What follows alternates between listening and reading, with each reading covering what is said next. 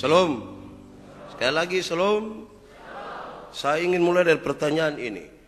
Boleh pegang tangan pakai tangan kiri atau tidak? Boleh atau tidak? Supaya kalau boleh sebentar kita coba waktu keluar. Boleh atau tidak? Tidak atau boleh? Kalau sorong sesuatu ke orang lain boleh pakai tangan kiri atau tidak? Boleh atau tidak ya? Ya. Lebih baik bilang tergantung saja ya. Ya. Kalau anak-anak tulis pakai tangan kiri boleh atau tidak? Boleh. Lalu kenapa dia pun mama bilang pakai tangan manis? Kenapa begitu? Saudara-saudara, sebenarnya kita hidup dalam apa yang saya sebut sebagai budaya tangan kanan. Sampai karena kita terlalu lama hidup dalam budaya itu, orang merasa kalau tangan kiri salah. Kalau memang tangan kiri salah kita potong saja dia tidak usah ada. Bermasalah itu. Kenapa? Karena orang sudah cenderung melihat kebiasaan ini menjadi sesuatu yang serius dan harus pakai itu. Tidak boleh yang tangan lain. Harus pakai tangan kanan. Tidak boleh tangan kiri. Ada yang lain. Beberapa suku-suku bangsa punya kebiasaan yang lain. Kalau kita ketemu terus bukan suami istri, bukan saudara, kita karena kenalan kita cium hidung, boleh tidak? Boleh tidak? Orang sapu pas bilang boleh. Tapi orang di luar sapu agak sulit juga itu. Itu aneh itu. Agak bermasalah. Masing-masing dan dia punya sendiri-sendiri. Tidak masalah. Saya ingat ketika saya mulai melayani di Alor. Saya pergi sebagai orang Timor. Orang Timor ini agak aneh kalau orang kasih sesuatu jumlah 3. Itu bermasalah. Tidak bisa. Hari pertama saya sampai di sana. Mereka kasih saya kopi 1 gelas. Dan pisang 3 buah. Saya pikiran ini. Karena mereka taruh di situ. Saya pikir lama. Hampir 1 jam. Ini orang dong kalau memang mau tolak pelayan. Nah bilang. Jangan sindir saya dengan pisang 3 buah. Saya agak kacau di situ. Tapi saudara-saudara, lama-lama saya berpikir, apakah saya memaksa ribuan orang yang ada di Alor itu untuk kemudian memahami saya? Atau saya memahami mereka dari cara berpikir mereka? Berpikir sedikit lama itu kemudian saya ambil keputusan, saya belajar memahami mereka. Karena saya tidak sementara berada di Timor, saya ada di Alor. Saya makan, tidak ada soal. Ternyata mereka tidak bermaksud apa-apa karena memang kebiasaan mereka begitu. Beberapa contoh tadi mengarahkan saya dan saudara untuk mengatakan begini. Saudara-saudara, kenapa harus tangan kanan? Dan banyak orang harus pakai tangan kanan. Sebenarnya tidak pernah ada keputusan di mana-mana. Tidak pernah ada satu rapat dewan apa di dunia yang memutuskan bahwa kalau selamat harus pakai tangan kanan. Tidak ada. Tidak ada sebuah kesepakatan bersama untuk maksud itu. Tidak ada. Tetapi kenapa kemudian itu berjalan begitu saja? Karena orang telah terbiasa melakukan itu. Lalu karena dia terbiasa begitu rupa, sampai ketika kita bilang jangan dengan tangan itu, orang merasa tidak terlalu nyaman. Padahal sebenarnya tidak ada kesepakatan apa-apa. Tapi sekaligus juga beberapa perbedaan tadi menunjukkan bahwa tiap-tiap tempat mempunyai ciri-ciri khasnya tersendiri. Dia mempunyai kekhususan sendiri. Sehingga kita tidak bisa mengukur orang lain menurut cara berpikir kita. Dan seterusnya. Kita tinggalkan itu sedikit. Saudara-saudara, surat Petrus ini ditulis oleh Petrus. Untuk kepentingan orang-orang percaya yang ada di Asia Kecil. Mereka sementara mengalami penganiayaan dan penindasan yang luar biasa. Karena keputusan iman mereka untuk percaya Yesus. Petrus menulis dengan baik kepada mereka untuk terus menguatkan mereka. Kenapa? Karena mereka tiap-tiap hari diincar untuk dibunuh, bahkan dibinasakan. Mereka harus diberi penguatan. Tapi bagaimana bertahun-tahun untuk masa yang tidak jelas sampai kapan ini, mereka akan terus seperti itu. Petrus memulai tulisannya dengan mengatakan, yang paling dasar supaya kamu tetap bertahan dalam penganiayaan itu adalah kalau kamu tetap menjaga kekudusan dan kasih persaudaraan. Ini 2 cara paling awal untuk orang terus berada di dalam penganiayaan, dia terus sabar dalam segala penderitaan, dia terus bertahan dalam apapun ancaman tentang imannya kepada Yesus Kristus. Satu, menjaga kekudusan. Yang kedua, kasih persaudaraan. Kalau ini terjaga dengan baik, baiklah perjalanan imanmu. Kalau ini tidak terjaga dengan baik, minta maaf, tidak baiklah perjalanan imanmu. Mari kita periksa satu-satu. Apa itu kekudusan? Dalam Alkitab, kekudusan menyangkut dua arti yang serius. Satu, kekudusan berarti terpisah dari hal-hal yang kotor. Kudus berarti terpisah, dikhususkan, diangkat ke bagian lain yang berbeda dengan bagian-bagian yang lain. Dia terpisah dari semua yang kotor. Atau dalam arti lain saya ingin katakan, dia bersifat agung, bersifat keramat, suci, dan berbeda dengan yang lain. Itu kudus dia punya. Contohnya gampang. Ada perjamuan kudus. Kenapa dia disebut perjamuan kudus? Ada banyak perjamuan. Ada banyak pesta. Pesta wisuda, pesta nikah, pesta segala macam. Dia pun nama perjamuan juga. Tapi sampai di perjamuan kudus, dia disebut kudus. Kenapa? Karena dia berbeda dengan itu semua. Dia punya makna khusus di situ. Yang dibangun oleh karena penghayatan iman kepada pengorbanan Tuhan bagi kita. Sehingga kemudian dia disebut kudus. Nikah kudus.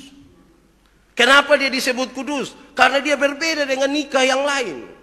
Ada nikah adat, ada nikah pemerintah, ada nikah dinas. Tapi nikah kudus berbeda dengan itu. Kalau nikah adat itu berarti harus melaksanakan semua aturan adat menurut apa yang mereka mau, menurut tuntutan adat mereka. Nikah dinas itu sesuai dengan apa yang harus dijalankan secara kedinasan. Nikah pemerintah itu mereka harus dicatat oleh ini negara. Tapi nikah kudus berbeda dengan itu semua. Mereka harus menyatakan pengakuan mereka di hadapan Tuhan Allah dan jemaatnya.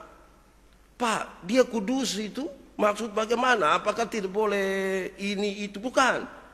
Pasti ada banyak masalah. Biasa dalam percakapan pernikahan kami tanya, kamu dua ada baik-baik? Oh, dua bilang baik-baik apa? Kamu dua yang tahu itu baik-baik. Terus dia bilang ada kurang baik sedikit. Nah, diam-diam kok. Ada waktu khusus ini kasih tahu Tuhan itu tidak baik dorang. Karena kita mau masuk dalam sebuah pernikahan kudus. Kamu mengaku dosa di situ, bereskan itu semua. Baru kemudian kita melangkah dalam pernikahan kudus. Ada yang disebut umat kudus. Ada banyak kelompok masyarakat di mana-mana. Ada umat di mana-mana. Tapi yang disebut dengan umat kudus berbeda dengan yang lain-lain. Dari kelompok-kelompok yang lain. Umat kudus disebut kudus karena mereka merasa orang-orang tertebus. Mereka adalah orang-orang yang satu perasaan, satu hati, satu pengalaman di mana mereka hanya orang berdosa dan kemudian ditebus oleh Tuhan. Itu umat kudus. Itulah kekudusan. Tapi yang kedua, Alkitab ingin menunjukkan kepada kita bahwa kekudusan itu adalah pemberian Tuhan Allah. Allah menjadi subjeknya. Allah yang memberikan itu. Bukan karena manusia. Saya sedikit ingin menekankan di sini. Kekudusan itu karena dari Tuhan. Bukan karena usaha manusia untuk menjadi kudus. Supaya saya ingin mengkritisi, kita ingin mengatakan bahwa bukan orang bertapa supaya kudus, bukan. Bukan orang berpuasa supaya kelihatan lebih kudus, bukan. Bukan orang bersemedi supaya kelihatan lebih kudus, tidak. Beberapa orang yang biasa suka bermeditasi, mereka datang ke saya, mereka bilang begini, Pak Pendeta, saya ini orang sabar Pak Pendeta. Lu sabar begitu? Iya, kok kemana bisa sabar? Saya tiap hari meditasi. Memang saya tiap hari di hutan. Tidak bisa sabar. Coba kalau tiap hari hidup dari orang yang tukang bikin jengkel, bisa sabar? Belum tentu. Kekudusan bukan karena kita. Tapi supaya kita terus merasa bahwa kita melekat dengan Tuhan Allah. Dan Tuhan Allah selalu dibutuhkan dalam hidup ini bukan karena perjuangan kita. Bukan karena kita. Kalau tidak kita terlalu merasa pantas untuk dihargai. Saya kira konsepnya sampai di situ. Sekarang bagaimana hal-hal yang mengancam kekudusan? Sebab ini dua hal kalau tidak ada, nanti kemudian kita tidak mampu lagi bertahan dalam perjalanan hidup ini selanjutnya dalam iman kepada Tuhan. Hal-hal yang mengancam kekudusan umat itu hanya dua. Satu, merasa tidak ada yang istimewa bagi Tuhan. Ini hal yang paling mengancam kekudusan. Merasa tidak ada yang istimewa, artinya begini. Ya yang penting botong sunika ada cukup sudah, kok namanya suurus. Tidak ada lagi nikah gereja, tidak ada lagi nikah secara kudus. Kita rasa itu beres. Inilah yang mengancam kekudusan. Tidak bisa. Karena sudah tidak ada lagi yang istimewa bagi Tuhan. Sudah tidak ada. Tidak bisa orang berkata bahwa ibadah kok tidak ibadah sama-sama. Kok yang penting kita tidak kacau dengan orang. Kita usaha baik-baik. Kita tidak urus orang pun urusan. Itu berarti sudah tidak ada lagi yang khusus bagi Tuhan. Sudah tidak ada lagi. Dan kalau sudah tidak ada lagi yang khusus bagi Tuhan, minta maaf. Ini ancaman bagi sebuah kekudusan. Ini ancaman serius. Kenapa? Karena lama-lama orang hanya menjadi orang yang hidup di dunia sebagai orang yang sekuler sekali. Sudah tidak lagi bisa membangun kehidupannya dengan lebih baik. Kenapa? Karena tidak ada lagi yang penting bagi Tuhan. Mau datang-datang, kalau tidak datang juga kok saya hidup baik-baik. Tidak ada masalah dengan siapa-siapa. Bagaimana nanti ketika ada penganiayaan dan penindasan oleh karena keputusan iman percaya kepada Tuhan? Kita akan makin sulit. Kenapa? Karena sudah tidak ada lagi yang istimewa bagi Tuhan. Harus ada kekhususan supaya dia terus akan berjalan. Yang kedua, kasih persaudaraan. Apa itu kasih persaudaraan? Alkitab memberi catatan begini. Kasih persaudaraan adalah kasih yang tulus yang tidak menuntut balas. Itulah kasih persaudaraan. Kasih persaudaraan selalu keluar dari hati, sangat tulus, tidak menuntut apa-apa, tidak mau menerima pujian dan seterusnya. Itu kasih persaudaraan. Cinta dengan kasih beda atau tidak? Cinta dan kasih beda atau tidak? Tidak atau beda? Tidak tahu Pak. Pokoknya Pak mau ngomong apa omong sah. Ya. Cinta dan kasih beda atau tidak? Beda. Dia pun beda di mana? Cinta itu bukan cinta, bukan. Cinta itu adalah anak dari kecocokan jiwa. Karena kita rasa cocok, maka kita bangun sesuatu yang dipunama cinta. Makanya banyak orang ketika dong tidak suka kita tanya, kenapa kau mau berhenti? Rasa keson cocok lepas. Tidak cocok. Cinta itu anak dari kecocokan jiwa. Tapi kasih bukan itu. Kasih mau cocok atau tidak cocok, dia kasih di situ. Dia tidak perlu. Karena begitu besar kasih Allah akan dunia ini, dia mengaruniakan anaknya yang tunggal, supaya yang percaya dan seterusnya. Dunia mau menolak dia, kok tidak tetap dia berikan anaknya. Dunia mau sambut dia atau tidak dia berikan anaknya. Tidak soal kecocokan. Dia selalu jauh lebih besar dari sekedar kecocokan. Ada pengorbanan di situ, tidak menuntut balas. Tidak menuntut balas. Dia kasih, tidak hitung-hitung di situ. Ini dia. Tapi yang kedua, Alkitab memberikan pesan bahwa kasih persaudaraan adalah ikatan persaudaraan yang sangat kuat oleh karena ada kasih di situ. Kasih yang tadi tidak menuntut balas. Contohnya gampang, sama seperti hubungan orang tua dan anak. Kita mau kasih pisah dong susah. Kita kasih kita pu anak dong retret 2 hari sedih pu mama dong ikut dari pagi sampai malam. Jadi kita gabung retret anak-anak dengan ibu-ibu. Tidak apa-apa juga. Kenapa? Karena hubungannya sangat kuat, sangat sulit dipisah.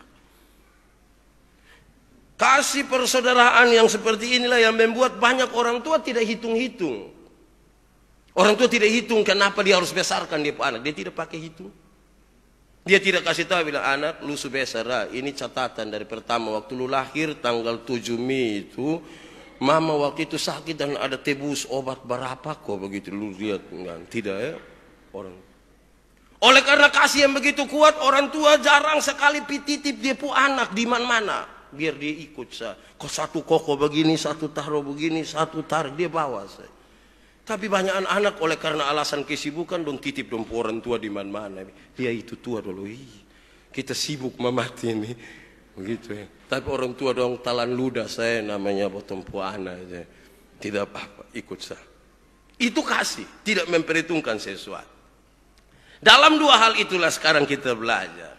Hal-hal yang mengancam kasih persaudaraan sekaligus kekudusan. Pembacaan tadi mengisyaratkan beberapa hal. Satu, yang akan membuat ini semua jadi hancur kalau pertama ada egois di situ. Egois. Tahu egois? Tahu kok tidak? Saya juga tidak tahu. Pokoknya tiap hari saya ngomong egois, saya tidak tahu dia maksud. Egois. Coba angkat tangan yang egois dulu. Egois itu suka supaya dia yang paling baik. Dia memenangkan segala sesuatu. Dia harus paling didengar. Dia harus yang juara satu. Padahal bukan lomba. Kalau orang hanya kepingin menang padahal bukan lomba, itu orang bermasalah secara psikologis. Masa tidak lomba juga dia mau juara? Berarti ada sesuatu yang tidak kesampaian. Maka kita harus menolong dia supaya dia menang sesuatu. Kita ikutkan dia di satu lomba tertentu. Buat lari karung atau gigit kerupuk atau supaya dia menang. Kalau tidak buat begitu tiap hari nanti dia egois. Dia rindu untuk memenangkan sesuatu di situ. Dan itu bermasalah. Ini menghancurkan persaudaraan. Persaudaraan yang rukun tidak bisa dibangun di atas dasar egois. Tidak bisa dibangun di atas dasar karena saya orang paling hebat. Tidak bisa. Karena saya yang menolong Anda semua. Tidak bisa. Karena kamu waktu belum punya apa-apa itu modal saya punya. Tidak bisa. Egois namanya. Dan persaudaraan yang rukun tidak bisa dibangun di atas ini. Sekali lagi, tidak bisa. Kedua, persaudaraan yang rukun itu tidak bisa dibangun di atas sakikir. Tahu sakikir kok? Saya susah omong yang bahasa Indonesia, tapi sakikir, kakeek itu tidak bisa dibangun di atas persaudaraan itu. Kasih persaudaraan tidak bisa dibangun di atas kakeek. Tidak bisa. Tapi juga tidak bisa dibangun di atas pemborosan juga. Piko itu orang baik sekali jadi tiap hari botol selum dari pagi sampai malam di situ. Nanti dia tidak bisa. Saudara-saudara, pembacaan hari ini itu dikasih dua. Satu di Yohanes pasal 10 tentang cara hidup orang jemaat mula-mula. Jemaat mula-mula hidup sangat baik. Mereka kumpul, pecah-pecahkan roti, makan sama-sama, berdoa dan pulang. Itu dulu baik sekali, tapi lama-lama jadi ancur. Apa yang ancur? Karena di ibadah itu ada makan-makan, semua jadi baik di situ. Orang-orang kaya menjual banyak hartanya, membawa hartanya dan datang mereka makan bersama-sama. Orang-orang miskin juga berkumpul bersama-sama. Lama-lama separuh bilang begini, nanti pas jam mau makan baru sampai. Dia pu ibadah dong sudah tidak terlalu ikut. Pas jam mau makan baru tiba-tiba dong sampai. Orang-orang kaya mulai berpikir begini, ini manusia dong tiap hari kita bawa ke dombor dong hanya tahu makan sah. Mulai ada perasaan tidak enak. Karena yang miskin dong datang dong ikut dimakan sah. Yang miskin bilang begini, syukur-syukur kok tiap hari Minggu ada makan, lebih baik kita pergi di situ. Lama-lama karena mulai berpikir begini, jadi rusak semua. Sebuah persekutuan yang baik jadi rusak. Kenapa? Karena sudah tidak normal lagi. Ada banyak orang kelihatan menolong orang lain memang. Kelihatan menolong. Tapi apakah dia benar menolong? Tidak. Kenapa tidak?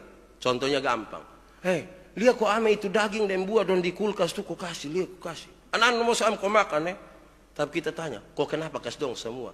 Daripada bau di kulkas Daripada bau lebih kasih makan, kok biar babo di dong sejang dikit. Kelihatan kasih juga. Itu sebenarnya dia kakek, kalau tak kakek sampai su tidak bisa kasih habis ya semua bau, kasih saya sudah. Kasih. Su tidak bagus lagi, su tidak pas. Dan kasih persaudaraan tidak bisa dibangun di atas dasar itu, tidak bisa. Ketiga, kasih persaudaraan tidak bisa dibangun di atas rakus. Tidak bisa.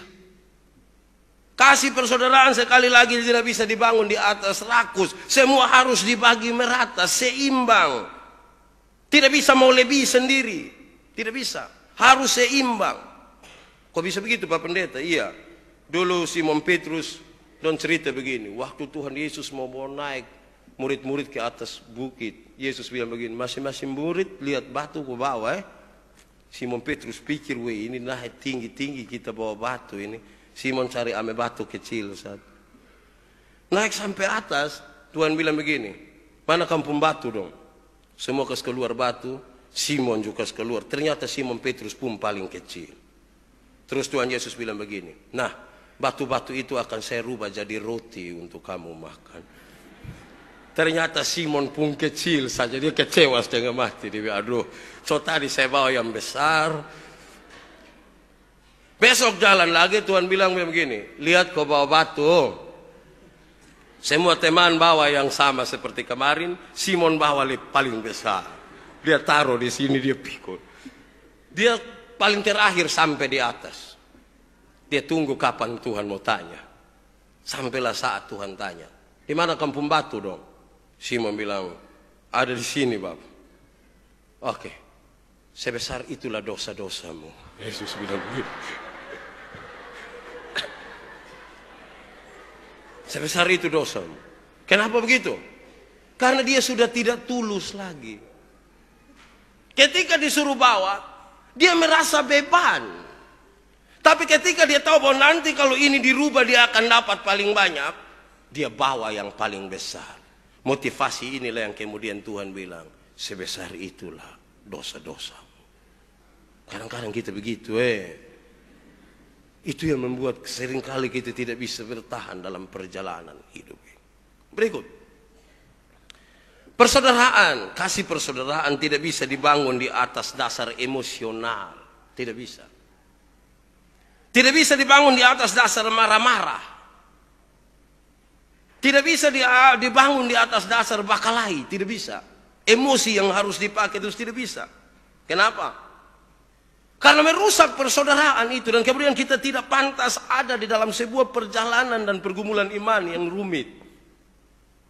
Tapi Pak, susah Pak. Kenapa susah? Karena budaya kita mengarahkan kita menjadi orang emosi. Dan tidak mau kalah, tidak mau salah. Saya kadang-kadang lucu. Saya kalau lihat sebuah anak, dia lari, dia jatuh. Waktu dia jatuh kita bertanya, kenapa jatuh? Dia tunjuk tangga. Kita marah, bapak pukul tangga. Aneh. Paling anak yang tidak lihat itu tangga itu. Tangga yang salah, anak tidak pernah salah. Tambah lagi, ada banyak orang tua itu. Kadang-kadang kalau mau suruh dia pu anak, karena mau ujian toh, mau suruh anak-anak belajar. Beberapa orang tua harusnya kalau suruh belajar mereka bilang begini, anak belajar adik belajar mau ujian. Harusnya begitu. Tapi beberapa orang tua bilang begini, lu jangan belajar lu jangan belajar. Nanti anak tidak belajar baru dia marah setengah mati. Sebenarnya yang sakit yang mana? Mau suruh anak-anak jaga rumah, harusnya cara suruhnya gampang. Lihat kau jaga rumah kan harus begitu. Tapi beberapa orang tua bilang, lu jangan jaga rumah Nanti anak-anak tidak jaga rumah, datang dia marah setengah mati. Tadi saya bilang, itu anak dong pembantu dong, sebenarnya ada lucu itu. Dan dia omong lain baru bikin lain. Kalau suruh jaga rumah, bilang jaga rumah. Sebab kalau orang bilang, lu jangan belajar yang ada di situ penindasan, emosi, marah-marah. Lu tidak belajar, lu lihat marah itu. Harusnya lebih bisa, tapi di sini tidak ada yang begitu Nah itu susah bertahan nanti dalam perjalanan ini. Terakhir, persaudaraan yang rukun itu, kasih persaudaraan. Kasih persaudaraan itu harus dibangun. Tidak bisa dibangun di atas tidak mau bergaul. Tidak bisa. Persaudaraan itu harus berjumpa seorang dengan yang lain, bergaul dengan seorang dengan yang lain, ketemu seorang dengan yang lain. Itu kasih persaudaraan. Tidak bisa sembunyi-sembunyi di mana-mana. Tidak bisa. Berjumpa. Nanti berjumpa itu yang kita kadang-kadang lihat dia sebagai ujian, sebagai tantangan dan seterusnya. Tapi perjumpaan menjadi sesuatu yang penting. Kenapa? Karena kalau tidak berjumpa, bagaimana kita bisa menyatakan kasih itu? Kalau kita berjauhan, bagaimana bisa menyatakan kasih itu? Saya tidak ingin menyebut bahwa kasih persaudaraan ini hanya berurusan dengan orang-orang sekandung. Tidak. Hubungan kita dengan orang lain harus tidak bisa hubungan yang sendiri-sendiri. Tidak bisa. Tidak bisa. Harus dalam hubungan dengan orang lain dan itu harus dibangun dengan baik. Kenapa ini kemudian menjadi catatan, saudara-saudara? Oleh karena bisa saja rumah tangga kita menjadi kacau karena tidak ada pergaulan lagi. Istri jarang bergaul dengan orang lain, cukup. Dia ini tidak bergaul juga dengan dia suami, tidak bergaul juga dengan anak-anak. Don duduk di mana masing-masing duduk menghadap di HP sendiri, kudung senyum sendiri-sendiri, masing-masing. Kacau itu. Kalau kita tanya, mak senyum apa? Iya ada. Kalau begitu tuh, nggak begitu hati sakit mah. Tidak bisa itu. Ini harus lebih pergaulan kita begitu, tidak bisa. Bayangkan kalau kita dua senyum itu harus menyangkut senyum dengan dua orang. Jadi ada Pak Lulu di situ, saya di sini terus saya senyum. Senyum itu. Tapi kalau sendiri-sendiri baru bahaya itu. Dia butuh disembuhkan sedikit itu. Tapi di sini tidak ada yang senyum-senyum sendiri. Pasti punya maksud. Lebih jauh kalau kita baca sekarang di dalam Mazmur 133. Persaudaraan yang rukun. Persaudaraan yang rukun, dia bilang begini, persaudaraan yang rukun seperti minyak. Minyak di atas kepala yang meleleh ke janggut Harun dan ke leher jubahnya. Kenapa dia bilang kasih persaudaraan itu seperti minyak dan bukan seperti air? Kenapa minyak? Sederhana, memang jangan air, sebaiknya minyak. Kenapa minyak? Setiap kali menyebut minyak, apa yang ada dalam pikiran saudara? Minyak goreng, Pak. Oke, baik. Minyak goreng fungsi untuk apa?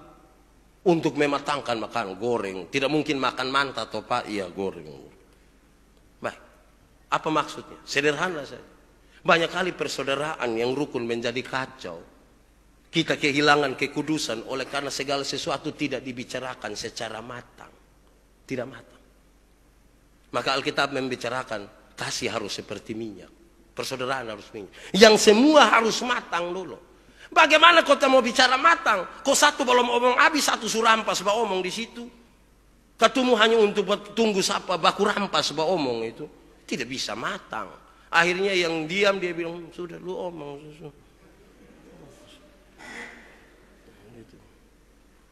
Juga yang cerewet dia rasa dia yang memenangkan pertandingan. Ih, beta kalau omong don diam. Dia. Iya, kok orang pemalas bakal lain nah. Gitu. Jadi kalau ada yang begitu itu pasti sama kayak anak-anak biasa kalau anak kecil main domba ini anak bawang anak bawang. Maksudnya begini, kalau dia bikin apa? Biar dia omong sendiri. Persaudaraan yang rukun dibangun di atas kematangan, kan dia harus seperti ini. Apapun matang bicara. Matang. Dua minyak apa lagi? Minyak tanah, Pak. Dia fungsi untuk apa? Minyak tanah fungsi untuk menerangi, bakar lampu apa kok kastera. Ya, apa maksudnya? Gampang saja. Persaudaraan yang rukun kadang-kadang terganggu hanya karena segala sesuatu bicara tidak terang. Tidak menjadi terang. Gelap semua. Istri dan suami, orang tua, mertua dan seterusnya tidak punya karunia khusus untuk tahu isi hati. Jadi jangan sampai dia diam sebegini. Terus istri tanya, Papa kenapa?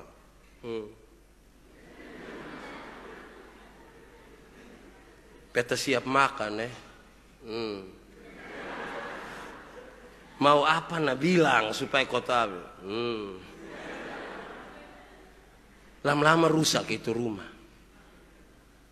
Terus dia bikin status di Facebook. Suami saya tidak nyambung. Masalah tambah besar itu. Tapi di sini tidak ada yang begitu. Siapa itu? Harus kasih terang. Marah juga kasih tahu dia. Mama beta marah betul. Kenapa? Kok mama bangun pagi senyum dan betan. Yang penting kasih tahu terang. Mam tua tidak ada karunia untuk tahu apa yang ada di dalam kita hati. Jadi tolong sesuatu boto mau apa omong dulu. Omong dulu. Oh begitu kok Pak, pulang saya mau omong. Mau omong apa? Mama jamara beta mau jujur. Jujur apa? Beta mau minta mama keluar dari rumah saya. Wah, itu bahaya Jujur yang karmana dulu Jujur tak salah itu. Berikut, kenapa persaudaraan yang rukun harus seperti minyak? Minyak apa? Tadi minyak goreng, kedua minyak tanah. Minyak apa lah Saya tidak jelas, saya telinga mulai tua ini. Minyak wangi. Persaudaraan yang rukun harus seperti minyak wangi. Apa fungsi minyak wangi? Bikin wangi toh. Kalau minyak wangi bikin babo, itu bukan minyak wangi dia nama. Bikin wangi. Ya betul. Kenapa? Sederhana saja. Persaudaraan yang rukun seringkali menjadi rusak hanya karena dia tidak wangi. Kita berkumpul bukan omong yang wangi-wangi, kita omong yang babo-babo. Bayangkan kalau yang tiap hari potong berkumpul, kan ada anak 4 orang, masing-masing 4 ini kan kawin masing-masing. Terus yang 3 orang pas berkumpul, kebetulan yang 1 dia tidak datang, yang 3 bilang, oh dia son datang. Lu tahu kok sonde?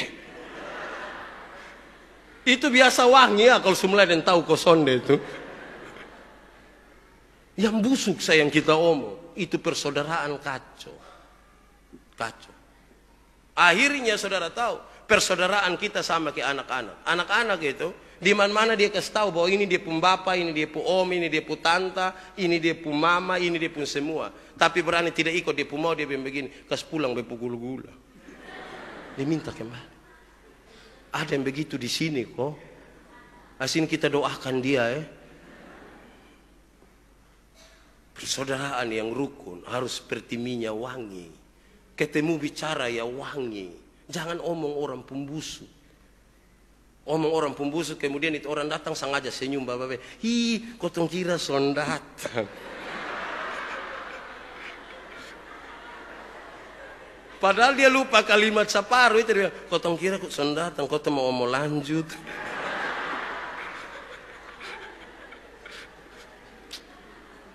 Berhenti omong orang-orang pun kebusukan. Karena di mana mereka kumpul doa omong ulang kita punya.